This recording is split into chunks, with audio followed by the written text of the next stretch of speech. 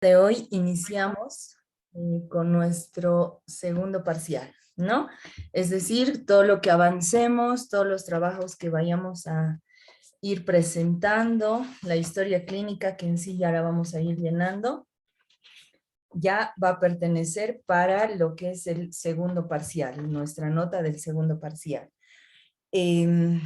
Bueno, su examen no les ha ido tan mal como tal vez lo esperaba, porque algunos no están tal vez en clase y demás, pero sí hay notas que dejan mucho que desear, ¿no? El examen no ha sido nada difícil, no han sido preguntas que les haya pescado, probablemente, si alguno piensa así. Todo ha sido extractado de las diapositivas, algo que tal vez ha entrado dentro de lo que es el examen es todo lo que hablamos en clase.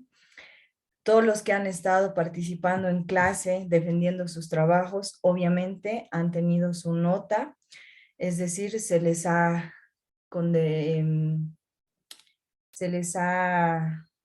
puesto el puntaje correspondiente. ¿Por qué? Porque están en clase, ¿no? Es decir, que disponen su tiempo a pesar de sus prácticas clínicas, disponen su tiempo a pesar de que tal vez trabajan y demás, disponen su tiempo para defender sus trabajos en clase, lo cual ha hecho que eso se refleje también en la nota, ¿no? Los que presentan de forma virtual sus trabajos y no asisten a clases también tienen su nota, pero no han sido tan ponderados como los que sí defienden sus trabajos, ¿no? Entonces, eso en relación a la explicación de las notas, porque no tengo notas, las mejores que, que yo quisiera, ¿no? Pero si alguno se pregunta en relación a las notas, ¿no? Para este segundo parcial, ¿qué tenemos? ¿No? Todo lo avanzado, un examen de 20 puntos. Tengo lo que es mi defensa de la historia clínica, la elaboración de la historia clínica y la defensa como tal del grupo, ¿no? Entonces tengo 5 puntos para lo que es la elaboración de la historia neuroquinésica, ¿no? Que yo ya les subí el documento, está en la plataforma, en nuestro tema que es historia neuroquinésica. Entonces ahí ya tienen la historia neuroquinésica, ¿no? ¿Cómo es que vamos a ir trabajando en relación a todo lo que ya hemos avanzado, ¿no? Lo que hemos avanzado, tú ya con tu grupo tienes que ir aplicando. Y tengo, ¿cuántos grupos? 3, 6, 8 grupos. Tengo solo 8 grupos de todo el curso, ¿no? Por favor, a los que probablemente no pasan clases en línea, entonces por favor vayan alistando sus grupos y tienen que entrar a la clase para que yo los registre en un grupo, ¿no? Eh, 5 puntos tengo de lo que es la elaboración de la historia neuroquinésica. 5 puntos tengo la presentación, ¿no? Del grupo, ¿no? Por ejemplo, tengo aquí el grupo de Ana Lucía Velasco, Mical Gutiérrez, Roxana Huanca, Milagros Loaiza y Álvaro Apaza, ¿no? Ellos han puesto la enfermedad de Alzheimer, ¿no? Entonces, ustedes ya estarán o ya inicien de una vez ya les voy a dar también fechas, inicien a elaborar la historia neuroquinésica de un supuesto paciente, ¿no? No les estoy pidiendo que vayan y busquen un paciente legal, ¿no? O sea, verídico, no, ¿se acuerdan, no? Esa era una de nuestras reglas, ¿no? Creo que alguien decía, podemos usar un paciente, si el paciente está de acuerdo, genial. Pero lo que tienen que hacer es suponer un paciente. En este caso de este grupo de Alzheimer, tienen que ir suponiendo y elaborando la historia neuroquinésica, ¿no?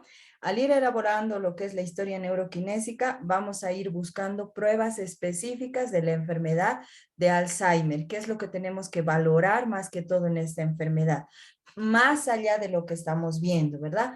Tono, equilibrio, coordinación, trofismo, modalidades propioceptivas, más allá de eso, específicamente en la enfermedad de Alzheimer, ¿qué pruebas puedo yo aplicar, no? Ese es en sí lo que ustedes tienen que aumentar, su trabajo, ¿no? Vamos a quedar una fecha por decir, Alzheimer va a exponer el día, solo es una fecha supuesta, ¿ya? Su, su segundo parcial es el 11 de noviembre. Entonces, Alzheimer, probablemente vamos a empezar con la exposición desde el jueves 28 de octubre. Es una fecha supuesta, recién les voy a dar las fechas. Vamos a hacer un pequeño sorteo para que no digan, a mí me ha puesto primero, a mí después, ¿ya? Entonces, a partir del jueves 28, sí, yo creo que a partir del jueves 28 empezamos con las defensas de los grupos de historias neuroquinésicas.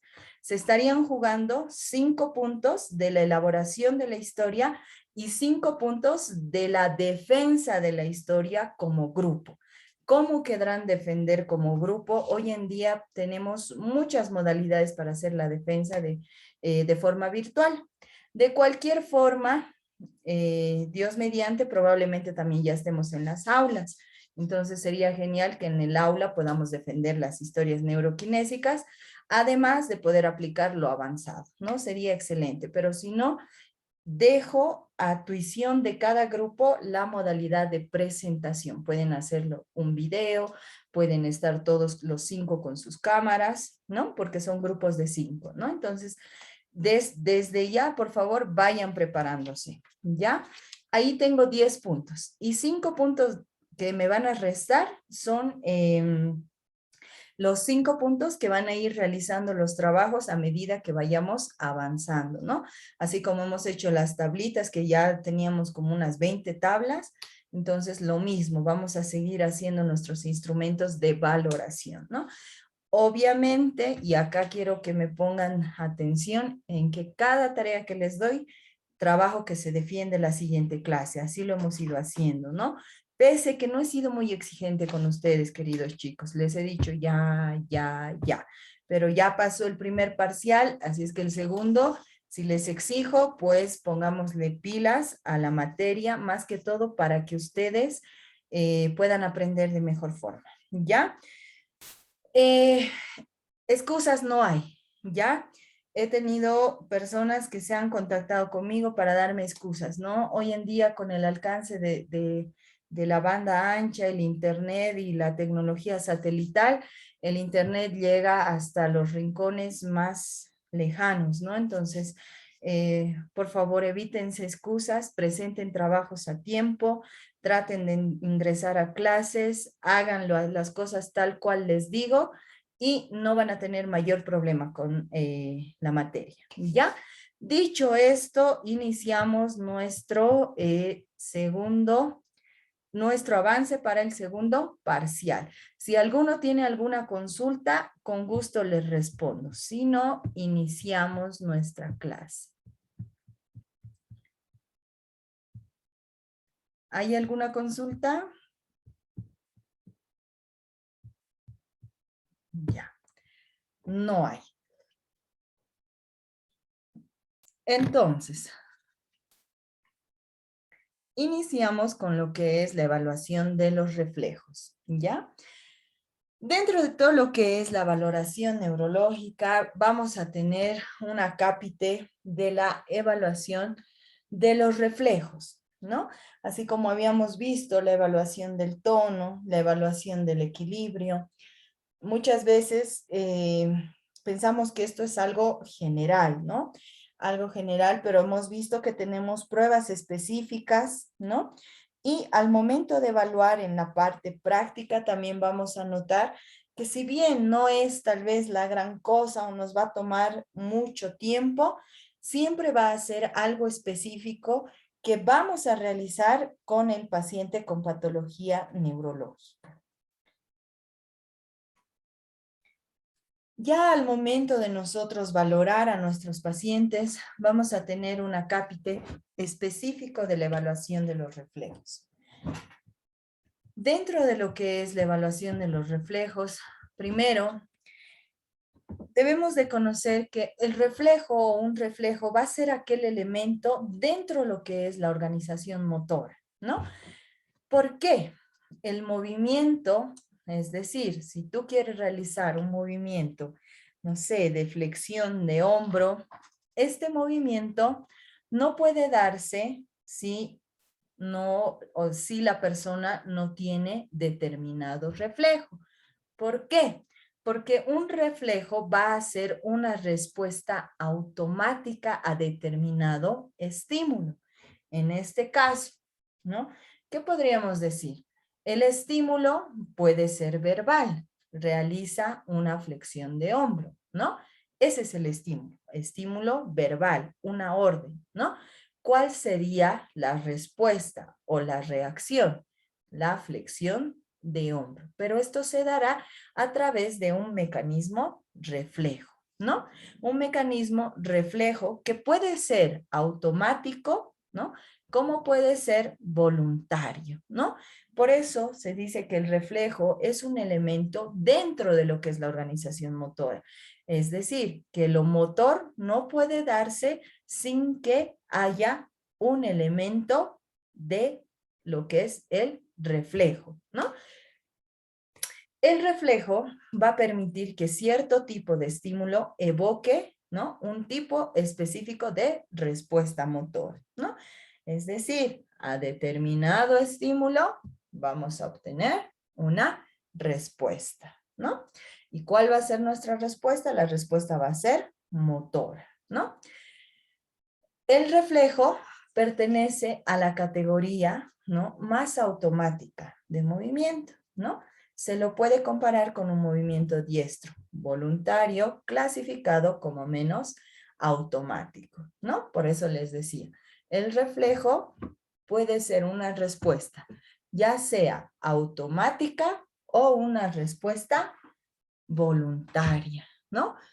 Pero de que el reflejo tiene que estar presente en un movimiento, tiene que estar presente, ¿no? No puede haber movimiento si no tengo un reflejo o no tengo una reacción refleja, ¿no? Lo mismo que hablábamos, ¿no? Sin movimiento no logro equilibrio. Sin equilibrio no logro coordinación, ¿no? Entonces, si te vas dando de cuenta, todo lo que tiene que ver con la evaluación neurológica es como, son como engramas, ¿no? Engramas que van a ir, tienen que ir quedando con la pieza exacta, la pieza justa, ¿no? Si una pieza falla, si una pieza es más grande, si una pieza es más pequeña, siempre va a haber una falencia, ¿verdad? En un engrama. Pasa lo mismo con todo lo que es tono, movimiento, equilibrio, coordinación y reflejo, ¿no? Si falla los reflejos, algo va a fallar en el movimiento. Si falla el movimiento, el equilibrio se puede ver afectado. Si el equilibrio se ve afectado, obviamente la coordinación también se va a ver afectada. Entonces, todo es como un engrama, ¿no? No vamos a tener un buen movimiento si no tenemos un reflejo, ¿no? En neurología, los movimientos más automáticos son producidos por el nivel más bajo del control motor, ¿no? En este caso, las vías reflejas segmentarias de la médula espinal, ¿no? Entonces, ¿qué nos dice la teoría dentro de lo que es la parte anatómica, ¿no? Nos dice que los movimientos más automáticos, ¿no? Van a ser producidos por el nivel más bajo del control motor. Cuando hablamos de niveles de control motor, vamos a decir que tenemos niveles.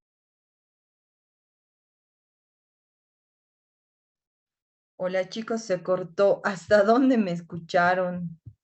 Hola. ¿Hasta dónde me escucharon, por favor?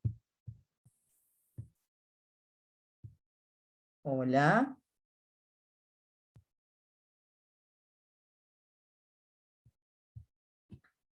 Hola muchachos. Hola. Sí, doctora, se le Doctora, escucha. Ah, ya. Pero ¿hasta dónde me escucharon? Porque creo que hubo un corte, algo pasó. entrecortado, doctora. ¿Hasta dónde me escucharon? ¿Hasta dónde se me escuchó bien? Para que yo les repita. chicos. Yo lo escuché entrecortado, doctora. ¿Me siguen escuchando entrecortado? Ahora está bien.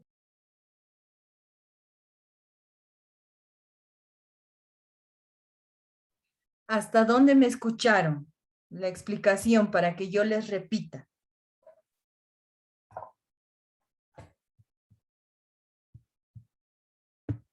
Hola.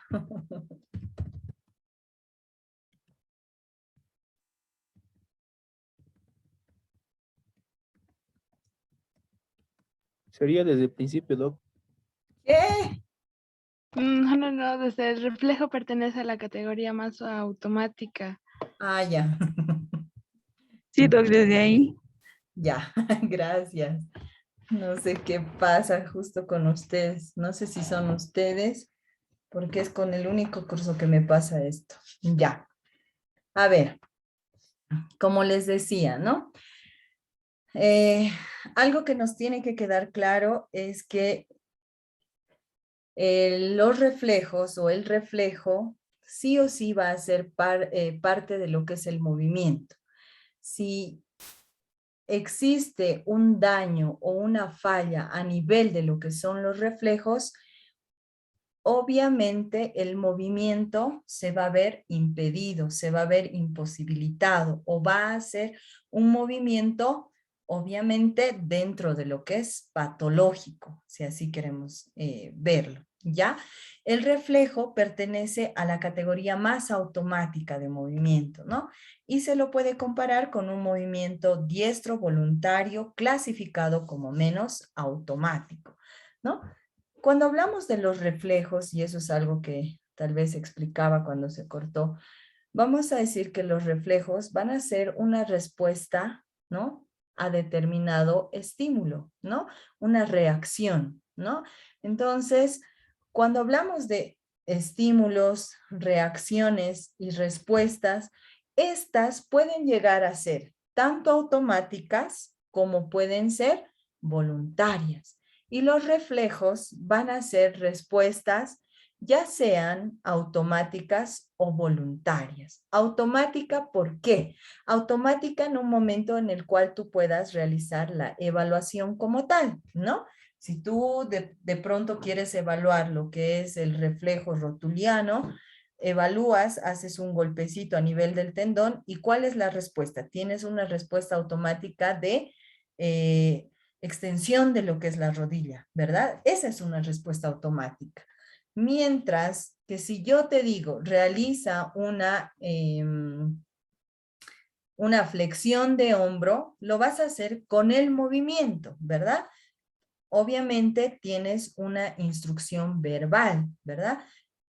¿Cuál es? Estás mandando una información, la respuesta va a ser el movimiento. Pero si el reflejo estuviese alterado, el movimiento también se va a ver alterado. Por ende, ¿qué es lo que pasa? Al yo realizar una respuesta automática del movimiento y si el movimiento se da de forma normal, obviamente el reflejo o los reflejos van a estar conservados. Y les explicaba que al momento de ir realizando mi evaluación neurológica, o la evaluación va a ser como un engrama, ¿no? O aquellas tuerquitas cuando estás en una fábrica y la maquinaria empieza a funcionar, ¿verdad? Y tienen engramas, ¿no? Es decir, que cada tuerquita tiene que ir a determinada o determinado punto exacto con el cual encaja, ¿verdad? Y de esa forma todas las máquinas van funcionando de forma normal. Pasa lo mismo con lo que es nuestro organismo y el sistema nervioso como tal. Si tengo alterado el tono, ¿qué se va a ver alterado? El movimiento. Si el movimiento se va a ver alterado, obviamente los reflejos también se van a ver alterados. Incluso podríamos hablar de este orden. Si noto que hay alteración en el tono, también tendré alteración en lo que son los reflejos. De ahí que viene del tema de la hipertonía se va a acompañar ¿de qué? De la hiperreflexia, ¿verdad?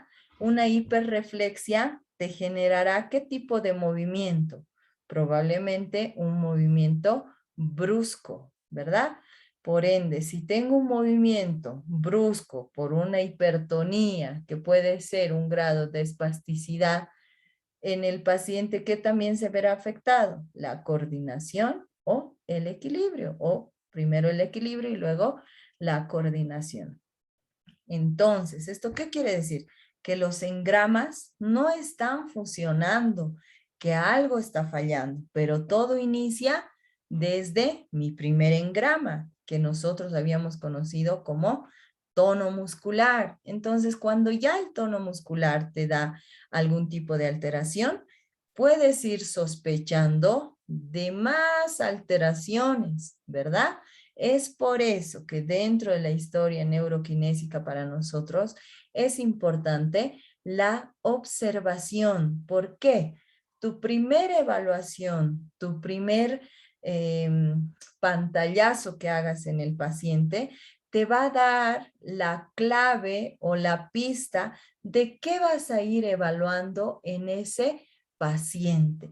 Y por ello, si recuerdan cuando hablábamos de la historia neuroquinésica, de todo lo que es la evaluación del paciente, hablábamos de que era muy importante la observación desde el ingreso de nuestro paciente al gabinete o nuestro ingreso a lo que es la sala de hospital, ¿no? Entonces, ¿por qué te digo esto nuevamente? Para que recuerdes y vayas, ¿no? Atando cabos y algo muy importante, para que vayas ganando parte de lo que es la experiencia dentro de lo que es la evaluación, ¿ya? En el área neurológica, los movimientos más automáticos van a ser producidos por un nivel más bajo, ¿no? Del control motor. Si hablamos de niveles a nivel de lo que es el sistema nervioso central, vamos a tener un primer nivel. Y el primer nivel o nivel más bajo siempre va a ser la médula espinal. ¿Por qué? Porque está en la región más caudal en relación a lo que es la formación del sistema nervioso central. ¿Cuál sería el segundo nivel? ¿Qué estructura precede a lo que es la médula espinal? ¿Quién me dice? Esa pregunta está regalada. ¿Quién quiere ganarse un punto? Hola. ¿Los nervios? Los nervios, no. Bueno, los nervios raquídeos y los nervios craneales, vamos a decir que ya están dentro de lo que es el primer nivel más bajo, que es la médula espinal. Un nivel que precede, es decir, o que antecede, perdón, que antecede. ¿Cuál sería el segundo nivel? Más arriba. A ver, no son los nervios. Los nervios estarían dentro del primer nivel. ¿Quién quiere ganarse un puntito? Está fácil. Corteza cerebral. ¿Nadie? ¿Nadie? ¿Cómo? La corteza El tálamo. cerebral. ¿El tálamo? ¿Dónde está el tálamo? No es el tálamo. Ah, La corteza cerebral. digamos que no, no es, porque la corteza ya se constituye como un tercer nivel. Antes de la corteza, ¿qué está entre lo que es el encéfalo y la médula espinal? ¿Quién me dice? Esa sí está regalada. ¿Cómo? Doctora, ¿el bulbo raquídeo? El bulbo raquídeo, pero el bulbo raquídeo, ya, está bien. El bulbo raquídeo, pero el bulbo raquídeo más dos estructuras van a conformar Cerebral. El tronco encefálico. el tronco cerebelo, doc. encefálico. Muy bien, ya. ¿Quiénes eran? Doctora.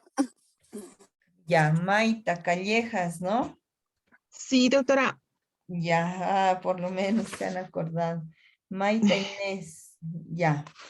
Callejas, ¿quién más? Creo que había una tercera más. Ya, doctora. ¿Quién? Nicole Franco. Nicole Franco. Ya. Callejas, ¿dónde está Callejas? Callejas. Franco. Franco. Ya. Ahora sí ya los tengo en las listas oficiales. Ya. Muy bien. Entonces, algo que tenemos que recordar, queridos amigos y amigas, es que cuando hablamos de niveles en el sistema nervioso central, vamos a tener 3 niveles característicos, ¿no? Vamos a decir que mi primer nivel va a ser la médula espinal y se va a constituir en el nivel más bajo, ¿ya? Mi nivel medio, que se va a constituir por lo que es el tronco encefálico o el tallo cerebral, como ustedes lo conozcan, ¿no? Y voy a tener mi tercer nivel, que va a ser mi nivel más alto, ¿no? El nivel más alto y más importante para nosotros en el área de neurología, va a ser todo lo que es el encéfalo con la corteza cerebral, ¿no? Alguien decía la corteza cerebral. No está mal, pero primero vamos a decir médula espinal, tallo cerebral y encéfalo con su corteza cerebral, ¿no? Estos niveles, ¿ya? Esto les va a servir tanto en el adulto como en el niño. Estos niveles nos van a ayudar a determinar la maduración del sistema nervioso central en nuestros pacientes al momento en el cual nosotros les estemos evaluando. ¿Ya? ¿Por qué? Porque la teoría, ¿qué nos dice? Que cuando nuestro paciente va a presentar ciertas anomalías o ciertos patrones reflejos, ¿no? Como ser, por ejemplo, en el niño, el reflejo tónico cervical asimétrico, ¿no? Que este va a persistir más allá del tiempo que debería existir o persistir. ¿Hay algún daño a nivel de lo que es, o, perdón, no un daño, sino que la maduración del sistema nervioso central se está estancando en médula espinal y que mi pequeño no está avanzando hacia lo que es la maduración de tallo cerebral, encéfalo y corteza, ¿no? ¿Por qué? Si ustedes se ponen a pensar y retrocedemos a un área de neurofisiología, y vamos a decir, la médula espinal se encarga de ¿qué? Reflejos, ¿no? En este caso pueden ser reflejos, ya sean los reflejos tendinosos, ya sean los reflejos, en este caso en el niño, los reflejos, reflejos arcaicos, los reflejos, todos los reflejos que presenta el niño, y en el paciente adulto, las posturas reflejas. Cuando hay algún quiebre, alguna lesión, alguna alteración en la médula espinal, el paciente va a tener estos reflejos alterados o reflejos que persisten en el niño y en el adulto reflejos que aparecen, ¿ya? Cuando ya estamos en un nivel de lo que es el tallo cerebral, ¿no? La maduración del sistema nervioso central se va a encontrar a nivel de lo que es el tallo cerebral. ¿Qué es lo que pasa en el paciente? Probablemente el movimiento se va a ir viendo alterado, ¿no? Puede presentar algún patrón de hipotonía, hipertonía, alteraciones del tono, puede presentar alteraciones de la coordinación y del equilibrio. ¿Esto por qué? Porque va a tener bastante relación con los pares craneales, el tallo cerebral, además que detrás del tallo cerebral, ¿quién se va a encontrar? El cerebelo. Y si nosotros recordamos neurofisiología, pues diremos que el cerebelo se encarga del tono muscular, de la coordinación de movimientos, ¿verdad? Y en el tallo cerebral, ¿qué vamos a encontrar o quiénes se van a encontrar en su punto de origen? Todos los pares craneales. Por eso, si ese sistema nervioso central se va a estancar ahí, probablemente, o se va a estancar ahí en relación a su maduración, probablemente tengamos en el paciente alteraciones, equilibrio, coordinación, tono, ¿no? Y alteraciones que tengan que ver con los pares craneales, ¿no? Seguimos subiendo. A nivel de lo que es el encéfalo, vamos a tener 2 hemisferios, ¿verdad? Esos 2 hemisferios van a tener sus propios lóbulos. Estos lóbulos van a estar recubiertos por la corteza cerebral. Si hablamos del encéfalo en su conjunto, diremos que va a ser aquella fuente de pensamientos, fuente de ideas, va a ser fuente de habilidades, ya sea escritura, lectura, ¿no? Vamos a decir que a este nivel del encéfalo tendremos parte de lo que es la visión, la comunicación, lo sensitivo, lo motor. Por ende, si mi pequeño, en este caso en el niño, se ve afectado, ¿no? O la maduración llega hasta el tallo cerebral, y no llega hasta lo que es el encéfalo, mi pequeño puede tener problemas cognitivos, problemas conductuales, problemas motores, problemas sensitivos, ¿verdad? Y es ahí donde vamos a tener que las famosas parálisis cerebrales infantiles. Es por eso toda la signo-sintomatología que estas van a presentar, ¿no?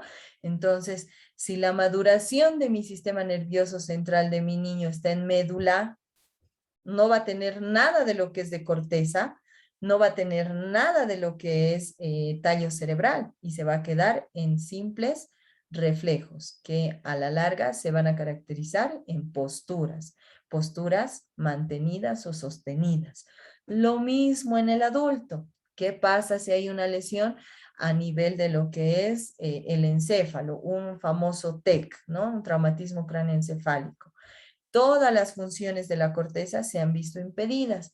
Por ende, probablemente lo único que tenga o las únicas reacciones que tenga nuestro paciente sean reacciones reflejas, ¿no? No solo reacciones reflejas, sino también ciertas posturas anómalas, ¿no? Es decir, algún reflejo postural que no es acorde con el paciente, ¿no? Entonces, es muy importante esto de los niveles segmentarios en el sistema nervioso central. No sé si me he dejado entender, no sé si ya les han enseñado tampoco esto de los niveles, pero para nosotros es algo importante, ¿no? Por eso me salí tal vez un poco del tema, ¿no? Si alguien no me ha entendido, que pregunte ahora porque ahora es el tiempo. Si me han entendido, genial, porque les va a servir en otras materias que siguen de neuro. Creo que una más les falta. Ahí les va a servir lo que les acabo de explicar. Ya, entonces, cuando hablamos de los reflejos, ¿qué nos dice, no? Que los reflejos, de acuerdo a la anatomía y a la neurofisiología, van a ser, ¿no? Respuestas enviadas ¿desde dónde? Desde lo que es la médula espinal, ¿no? Entonces, cuando tú valoras reflejos en el niño o en el paciente adulto, ¿qué es lo que tú estás obteniendo como respuesta, ¿no?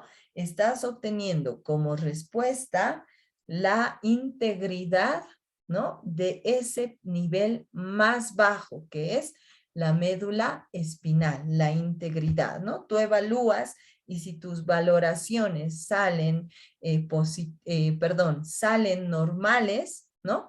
Entonces, ese sistema a nivel más bajo, que es la médula espinal, está funcionando con normalidad.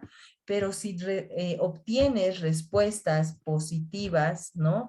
O alteradas, entonces estaremos diciendo que el nivel más bajo está sufriendo un daño. Por ello, los reflejos se ven afectados, ¿no?